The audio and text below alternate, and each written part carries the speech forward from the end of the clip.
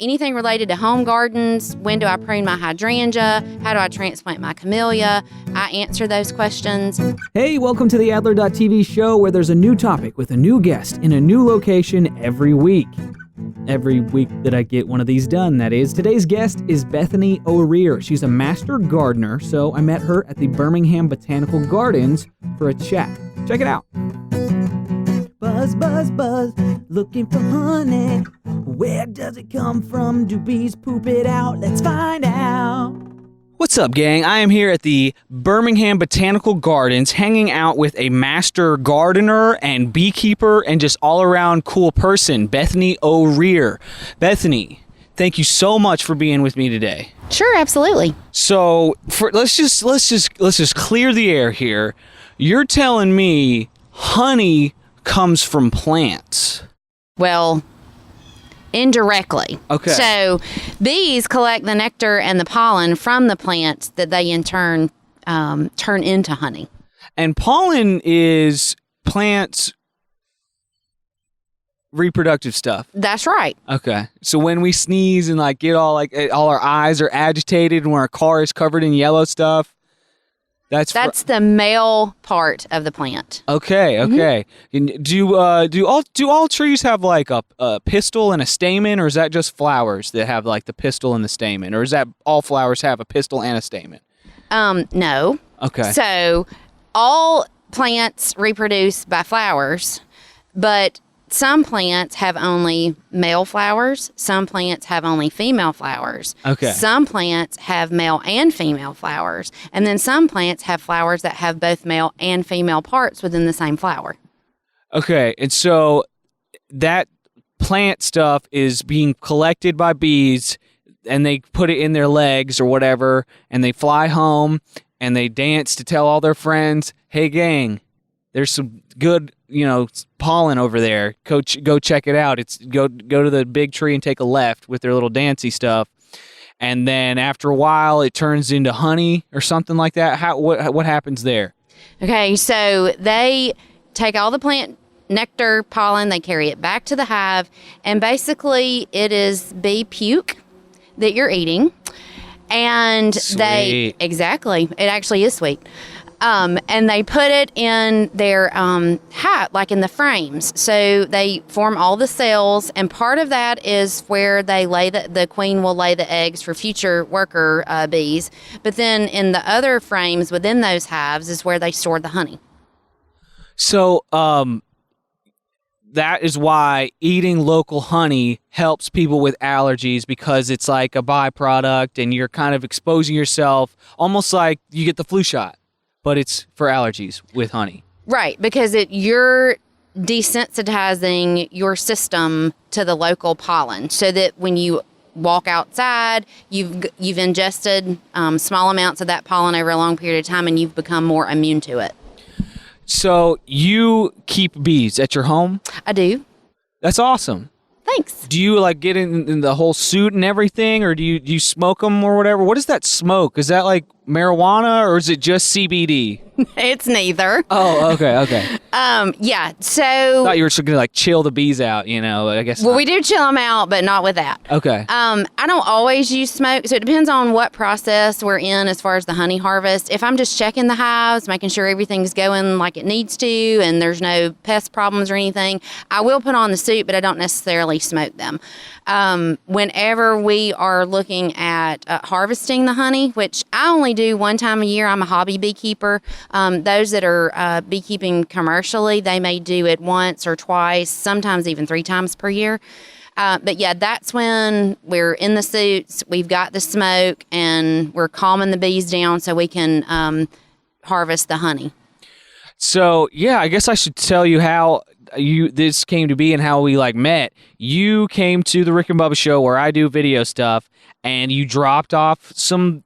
What was a jar of honey? It was a pound. It's a pound jar of honey. Okay, so you dropped off this thing. At first, I'm like, okay, this is I don't know what this is. And then I pick it up, and it says Bethany's Bees on it, and it had a phone number. And I was just like, you know what? I've been wanting to talk to a person about bees just in general, because bees are cool, honey's great.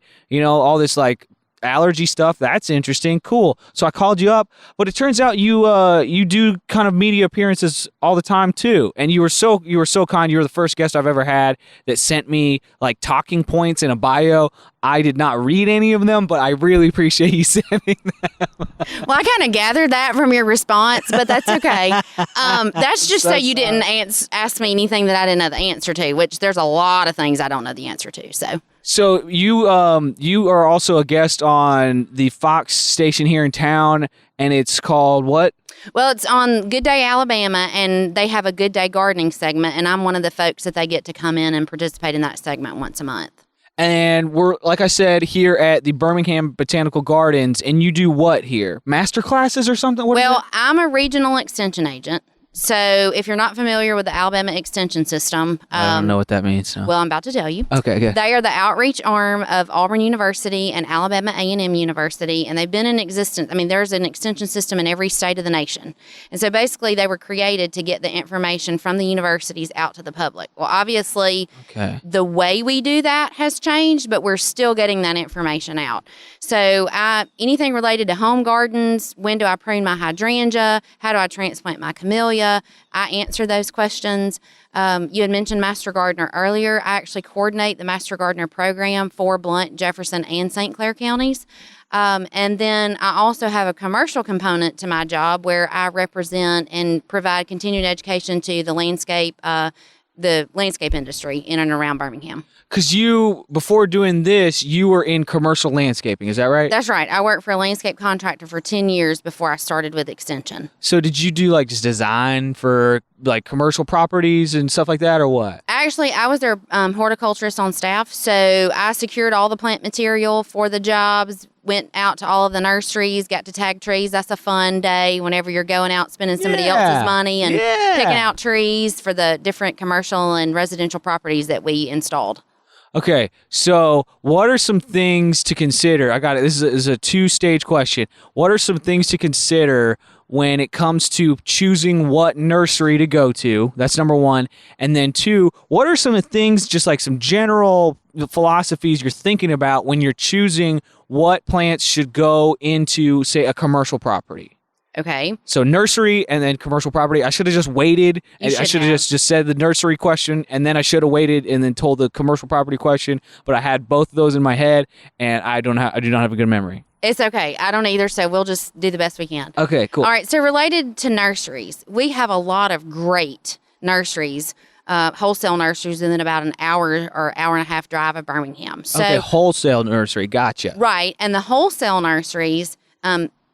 I'm not going to be able to go down there and buy one tree, but we have a lot of retail garden centers in and around the area, and that's where a lot of them get their plant material from. So it gives a whole new meaning to buy fresh, buy local. Not only can you do that with vegetables, but you can also do that with your ornamental plants as well. Is there okay, this is what I'm comparing it to. They say when you go to like a butcher shop, you should walk in and you should smell nothing. You know what I'm saying? Like, it shouldn't smell fishy. It shouldn't stink. You know, it should just smell nothing. That means it's clean. That means it's good. What are you looking for when you go to a nursery to it's good? These plants are good, or you can just tell because you know about plants. Well, obviously, it needs to be organized. I mean, it's going to be a lot easier to find what you're looking for. Look at the plant health. Once again, we have a lot of great local folks that do a really good job. But if the plant's supposed to be green, we want green leaves and not yellow-ish leaves. Sure. Take a look. Whenever you're buying plants, I always recommend flip the leaves over. Make sure that's where the pests hang out or on the underside. Oh, so you don't really want to bring that home to the garden. And then before you ever go into the nursery, especially if you're looking at, doing a new landscape installation, or I really want to spruce up this area, you need to do some research before you ever walk into the nursery, because it's almost sensory overload. I mean, you walk in and you want one of these and one of those and two of this. And have a plan. You got to have a plan. Gotcha. And then you've got to make sure, as much as you may love that cryptomeria, do you have room for it? Love cryptomeria. Love those. Do you have room for it? Because those are big. And you're not, they may look great right now, but if you don't have the space for it, in 5 years, it's going to be dwarfing the house. So gotcha. Make sure you know how much rain you have, what your soil's like. some plants need acid soil. If you don't provide that for them, they're not going to be happy. So you need to do a soil test to make sure you got the right pH. And we won't get into all that chemistry class, but it really is important. Yeah, for sure. And like you can't always tell just by looking at your soil what it's like, right? Like it's like clay. All right, that's clay. Dirt, that's dirt. Whatever. That's as far as my knowledge goes. But like as far as the acidity of your soil, is it just like where you are and and that can vary from like lot to lot, even in a neighborhood, or Absolutely. what? Wow. Yeah. So typically, most Alabama soils lean toward the acid side. Okay. Unless you're in the Black Belt, and those are very alkaline soils. Totally different world. You have to garden totally differently. Ooh, that'd be a good metal band name. Alkaline soils. It would be. It would be. Make sure I get some of that. Okay. Yeah. You got it. But then also, you mentioned just from lot to lot, even from one side of the house to the other. Oh. So if the contractors and the masons were mixing concrete in this area, then that soil is going to be a lot more lime or have a lot more lime in it, a lot more alkaline than somewhere else on the property because all of the limestone from the mortar. Yeah. So it just makes a difference. You need to get your soil tested. So it's not even necessarily natural. It could be like what it's been exposed to. Yeah, okay. If you have a limestone driveway, so let's say you got a gravel driveway, well, the soils naturally along that as it leaches out are going to be more alkaline just because the limestone is leaching out on the sides of the driveway. Wow. A lot goes into it. Yep. Alkaline soil, never buy a plant that will dwarf your house. Before we were getting started here, we're just talking about like just general lawn care, and you asked me what kind of grass I had, and I said the kind that looks kind of like it's on a golf course, and you said that's not the technical answer, and I was like, oh, it's golf course grass. That's all I know. But you said that could be like Bermuda or something, or something else, or probably on a golf course you're looking at zoysia, or maybe even there are other types of grass on golf course, like in the green or fairways, that kind of thing. It's going to be different, right? So not real sure. It could be Bermuda. It could be some of the smaller growing Bermuda types. So it's real fine, real thin, real like hair-like almost. Not like when you think of like the really thick blade of grass that like I had in Texas growing up. It's not crabgrass, but probably St. Augustine. Okay, there you go. Yeah. It doesn't really like it here. There are some areas that will tolerate, but it's kind of cold sensitive. So gotcha. That's why I had it in Texas. That's okay. Right. So you just know all kinds of things. Not really, but I fake it. That's great. That's awesome. When did you start adding when did you add bees to your gardening knowledge in life? And why did you add bees? And okay. When?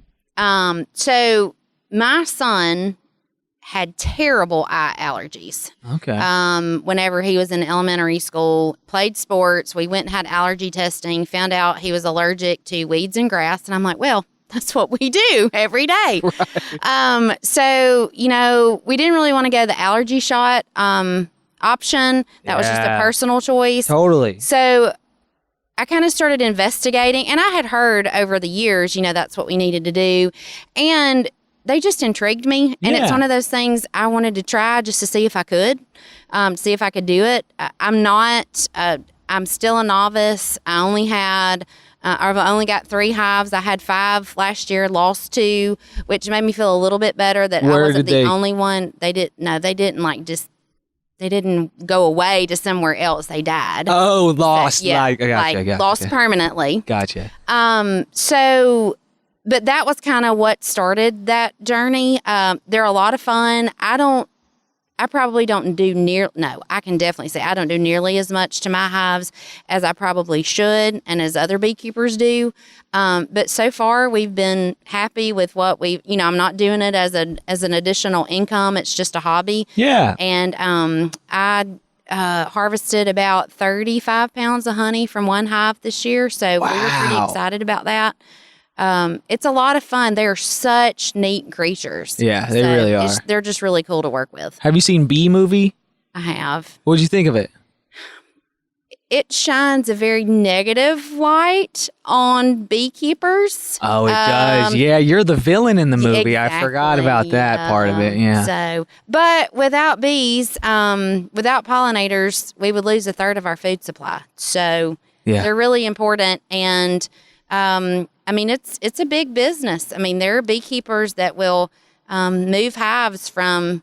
They'll transport hives across the country to help fertilize the almond groves out in California. So it's a lucrative business, but it's also very expensive to maintain. Yeah. So, just to kind of like say that what you just said in like more stupid terms, people are having to ship in bees because there are no bees around to fertilize their crops and things like that. Is that right? Well, there's not enough. There's not enough. So they will contract with beekeepers in different states, and they'll load their hives up on flatbeds and truck them out to groves to pollinate almonds and other things. So, when I was a kid, I remember this very, very clearly. I was like 4 or 5 years old. I was watching TV, and there was this news story about how African bees were coming to America, and they're going to and there was this footage of like children and adults like on some city hall's front steps, just like looking up in the air at all these bees. And it was like terrible, like fake, CGI graphics from, the early 90s. But these bees are running around and kids are just like screaming, running, like, picking at their faces and stuff. And I remember as a child just thinking, all right, so now I know how I'm going to die. It's going to be bees. Also, did it have to be like African bees? That seems kind of racist for them to like say that, but I don't know. So what was this African bee scared? Is that what's going on? I remember a little bit about it. I'm not too much older than you are. But as far as I know, that's not really a concern anymore. They never made it, apparently. So, I can't really speak to a lot of that. Okay, so we're okay. Yeah. A swarm of killer bees is coming this way.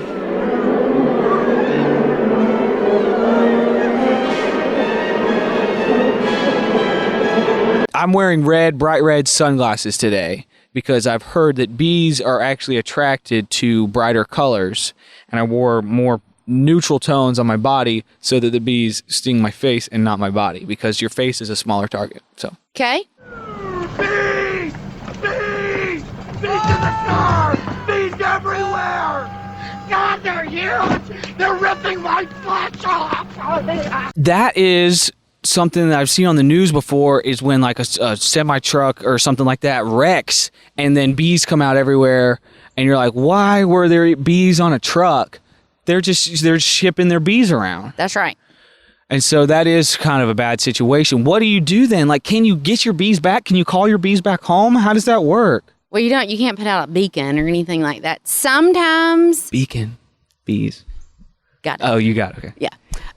Sometimes, depending on, they can kind of come back. If the queen stays in the hive usually. So if the queen is still in the hive, even though, maybe they'll come back to her. But then if they can't get them all back in, then obviously for public safety, they have to take other actions. Shoot them, or what do they do? I don't know that bullets would really work. Oh, yeah. Unfortunately, insecticides play a role in that. But that's a very last resort, because, that is a huge expense, and that's the livelihood of the person, of the beekeeper. So they try to do everything they can to get those hives back. I got a Christmas present from my older brother that was just like a pack like this big that had like 7 different little mini jars of honey from different types of plants, because different honey, depending on what it comes from, tastes different.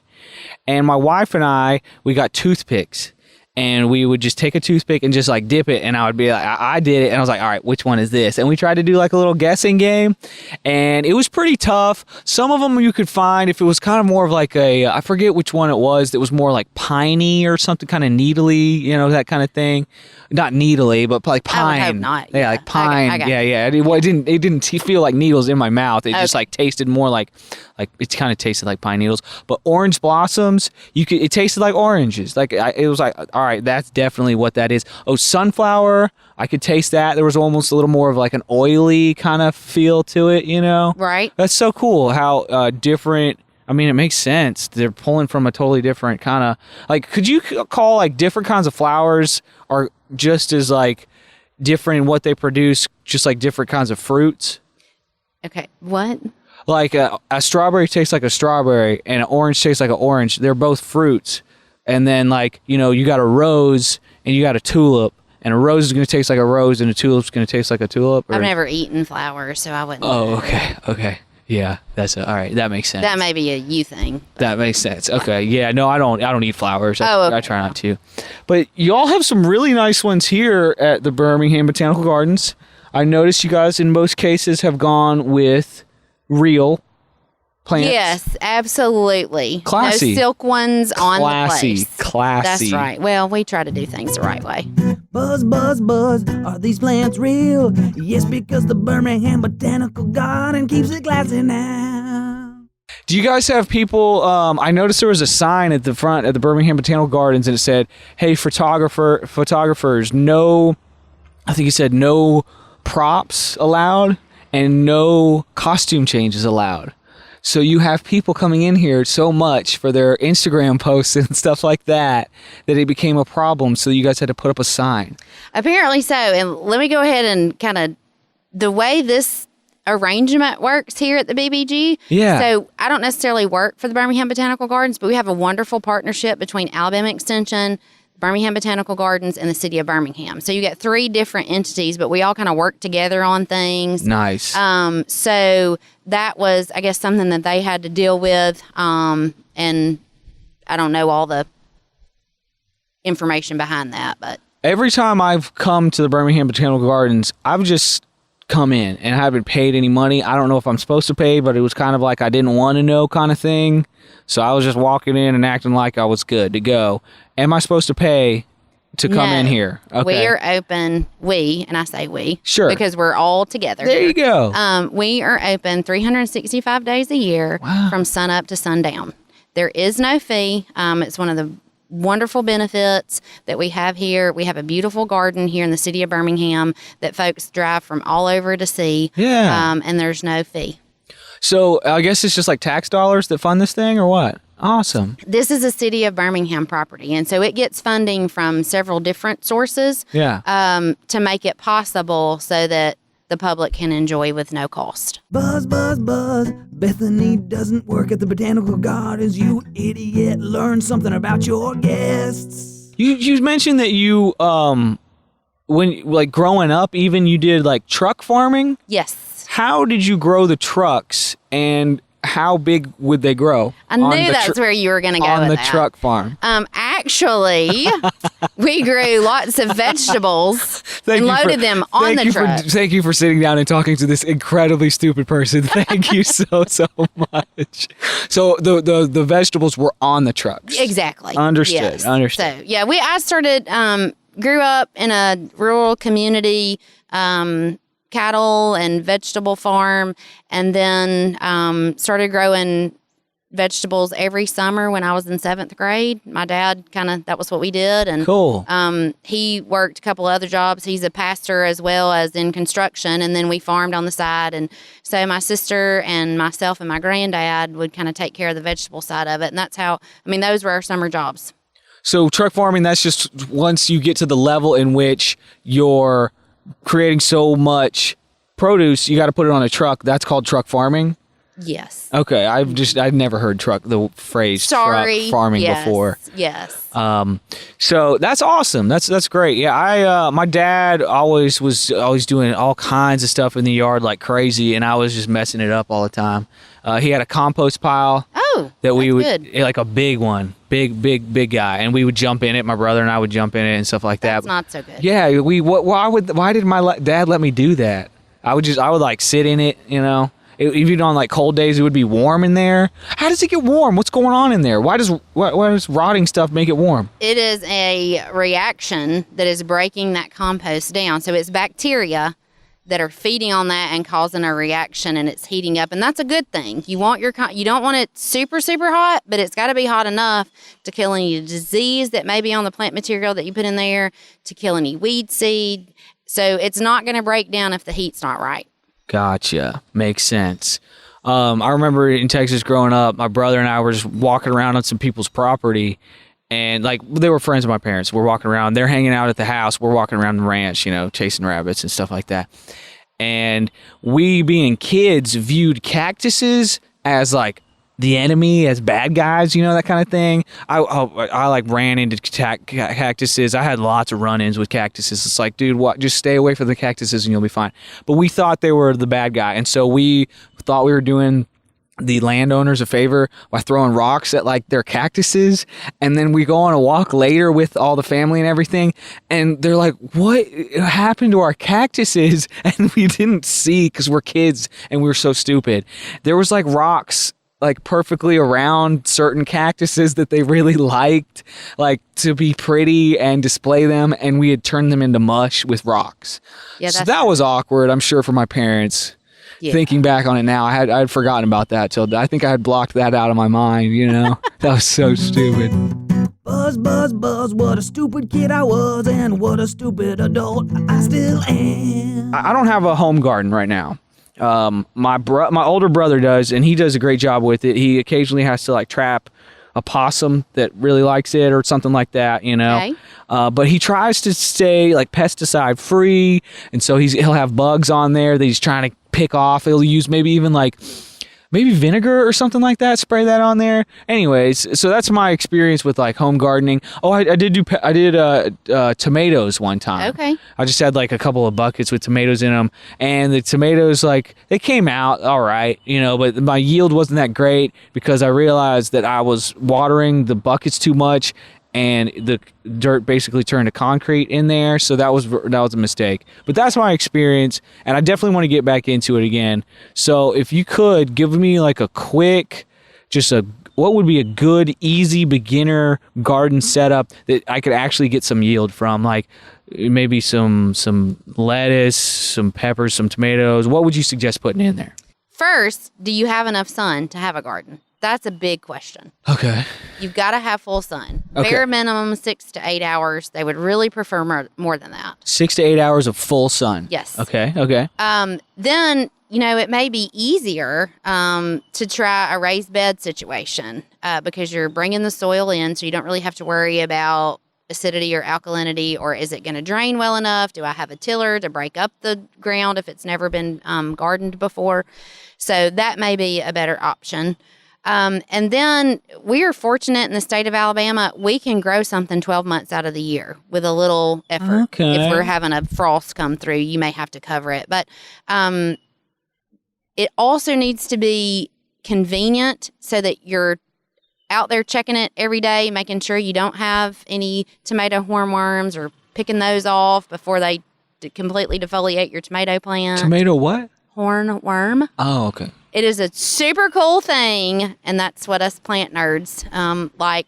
But to see one that has been parasitized, and so it has all of these little white cigar-looking protrusions from it, and those are actually cocoons of the parasitic wasp that has laid her eggs in that hornworm, so it's like a biological control. Cool. Yeah. Okay, so yeah. You're talking about the wasp that laid it inside the worm. Yes. Yeah. I've seen that before. It's super cool. The wasp is just like harnessing this worm for its own bidding. Yes. So and so if metal. you ever see that, don't pick it off. Leave it there so that the wasp can finish or complete their development, and then you'll have some predatory wasps that are hanging out. That's crazy. So you like wasps in that situation? Yeah.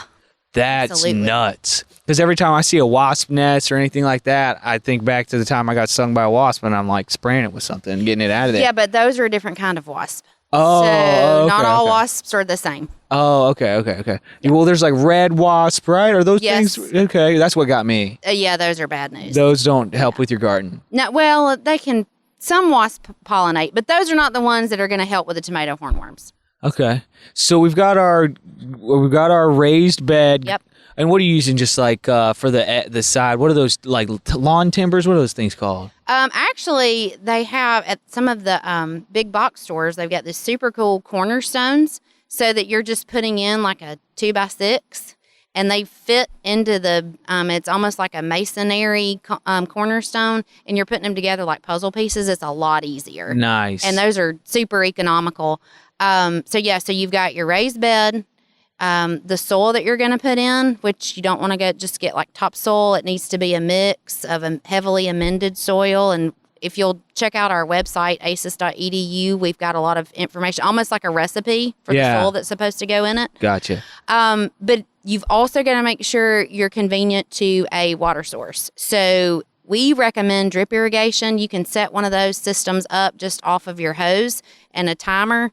It's going to be a lot more convenient. It's going to water whenever it's supposed to based on when you set the timer. And then it doesn't get the foliage wet, so you're going to help prevent disease. Oh, so that's another reason. Interesting. And then related to what you want to grow, right now is the time to plant like your lettuces, your broccoli and cauliflower transplants, mustards, kale, all of those type things. And then rolling over into next spring and leading on into the summer, obviously we can grow tomatoes and squash, and I wouldn't really recommend corn in a raised bed. It's just going to take up too much room. Sure. But tomatoes and peppers and eggplants and cucumbers, and if you're going to plant cucumbers, then look at trellising those so you're using your vertical space so you're not taking up your lateral space. Yes. And then a trellis is there's different kinds of trellises, but it's basically just you weave the vine as it grows up this thing so that it's actually going to crawl on its own. You may have to get it started. Okay.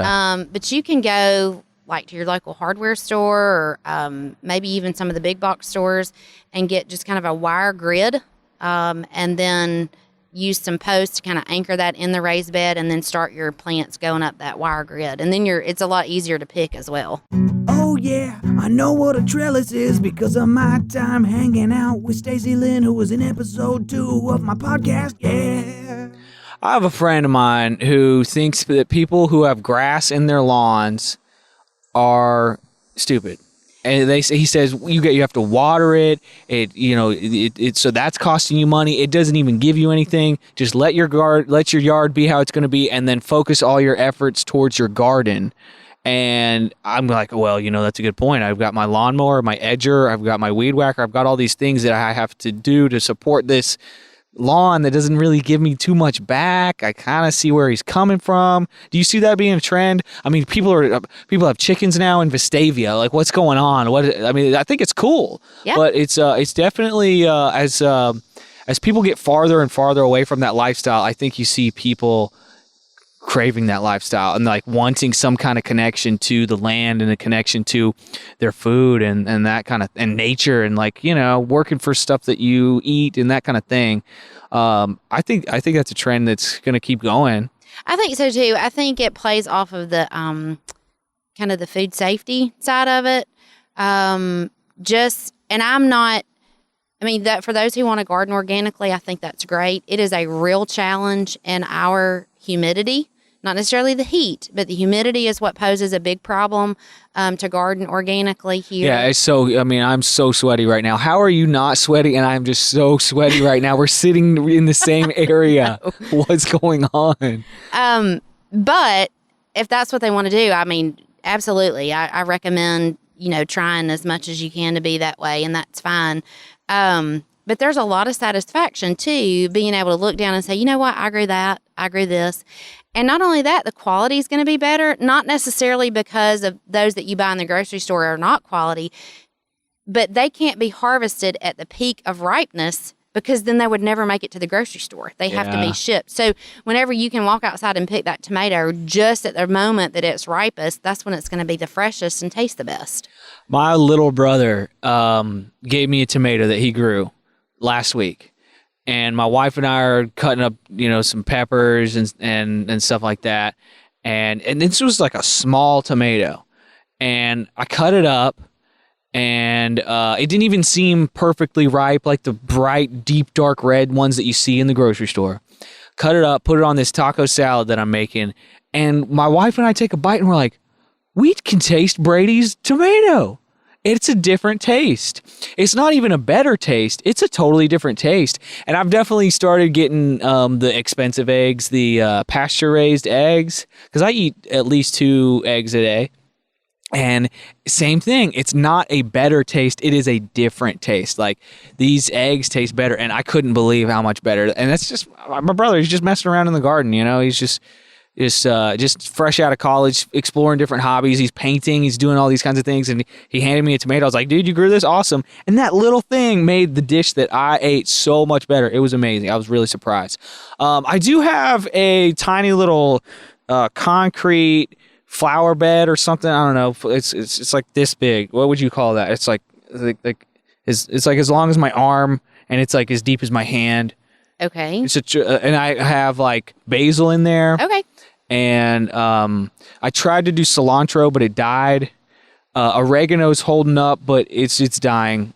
And my wife got me this avocado growing kit. You have to like you take the seed out of the avocado. Have you ever grown an avocado before? I have not, but I love avocado. I do too. I eat at least one of those every day too.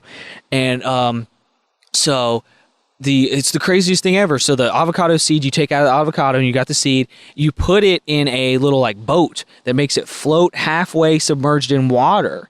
And you just let it sit there for, I forget how many months, like it's a month and a half or 2. And then eventually that avocado seed splits and starts doing its thing where something's going north and something's going south. The stem or whatever is going north and then the root's going south. You take it then out of the floating boat river thing and then you plant it. So I've got that in there too, but I don't think that's like the wrong size. It's like 4 feet tall and everything else is like dying herbs down at the bottom. You're probably going to want to transplant that. Okay, I'll transplant. Oh, rosemary too. I got that going too. Okay. Yeah. That's good for steaks. I'll just go out to the garden when I'm doing a steak, snap off a little twig of rosemary, and then I coat that in ghee butter and then put that on top of the steak. And I've been doing reverse sears. Do you like to cook? You like steaks and stuff like that? I'm not very good on the grill. Well, I'm doing it reverse sear in the oven. So I don't even know. So reverse sear is when I've only done 2 steaks this way, but it's been the most consistent, most tender steak I've done yet. The steak goes in the oven, 275, wait for it to get to 130 internal temperature for a good medium rare, and then take it out of the oven, put it in the most blazing hottest cast iron skillet you can ever think of to get that nice black crust on there, and take it out, and it's really good. Sounds fantastic. So I know a few things, but it's only things that result in immediate satisfaction. So I know how to cook a good steak because I can go to the store, boom, done, and then take care of it, Why can't I ever... I love cilantro. I eat cilantro as if it's like salad, as if it's lettuce. Why can't I grow cilantro? When did you plant it? Like, I don't know, like a month ago. Okay, because it's too hot. Okay. So makes sense. All right. So cilantro is better planted in the fall, maybe even late summer. You want it kind of reaching its maturity level as the temperatures are cooling, as opposed to getting more intense. Okay. And depending on how mild of a winter we have, if you start it, late summer, it may actually overwinter, and then you could harvest again in the spring. But a lot of times you'll see cilantro seed available in the spring. It just gets too hot here too quickly, especially if we have an early spring and we go from, sweater weather to, oh my gracious, I need a short sleeve shirt on. Then it immediately moves into that reproductive stage and bolts, and then that's why it doesn't do well. Gotcha.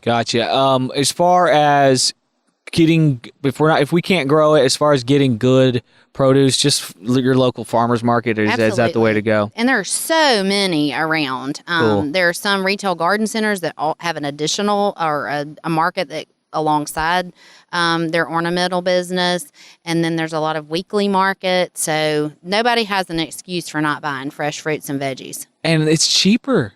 And it's better. Every time I've gone to a farmer's market, it's way cheaper and it's way better. I'm just like, why don't I always do this? And then I forget and months go by, and then I go to 2 farmer's markets a year, But I'll try to work on changing that. That's good. Because of the knowledge that you've given me, it's been a great reminder. Thank you so much for sitting down and talking to me. Thanks for asking. You did so good. and you really dealt with, my stupid things that I was saying really, really well, like amazingly well. Well, I have a teenage boy, so It's perfect. I'm kind of used to it. Yeah. That's it for this episode, and the nonprofit of the week is the Alabama Cooperative Extension System. They reach 1 in 3 Alabamians, providing research-based educational programs in agriculture, forestry, wildlife, and natural resources, family and consumer sciences, economic and community development, 4-H and youth development, and urban affairs. For more information, go to aces.edu. That's ACES.edu. ACES, not deuces, but aces.edu. Next episode, my guest is Drew from Birmingham Mountain Radio. She hosts She Show on Wednesday nights, and she asked my wife and myself to be guest DJs on the show. We're so excited for more episodes, and for everything mentioned in this episode, you can go to Adler.tv, and to support this podcast, you can leave a like, a comment, a review. All of that really helps, and most helpful is you sharing it with your friends. Thank you so much for checking it out. Thanks for the feedback, and thanks for the support. See ya! Oh, I do have one more question. Okay. I have a bow in my car. Yes. What's the hunting hours at the botanical gardens? That would be 0.